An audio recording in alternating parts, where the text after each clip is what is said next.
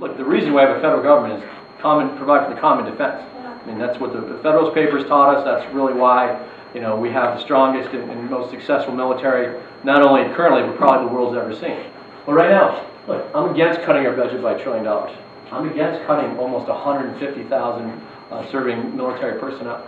No, be very clear. Look, there's plenty of areas. Look, as a business guy, someone who's turned around companies, trust me, every company, including the Department of Defense, we can cut and we can go ahead and retool and get rid of waste and whatnot. So be very clear. That's going to be part of the overall budget solution. But just willy-nilly, right now, there was $500 billion cut last summer. President Obama's budget has about $485 billion in further cuts, and wants to reduce the size of the military by almost 140,000 soldiers. It's just flat out wrong. It's a huge difference. We're going to talk a lot about that. You know, one of the great things is I've gotten to know the guy who actually is chairman of the House Armed Services Committee, a great guy named Buck McKeon, who lives out in California outside of Los Angeles. Came up and campaigned for me last time, and we talked about it. He's like, Matt, you got to win, because we have to change the way people are thinking about this. Because you know what? Right now, it's not like these countries are still loving us.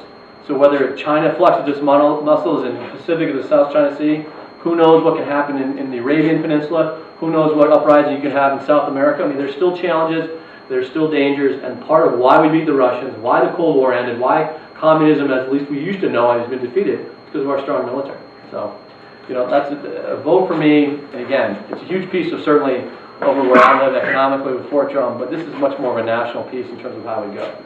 So, that being said, you know, when you look at the budget in terms of average, again, this is averages post-World War II, average, you know, through essentially ever since we had a military in the 1790s.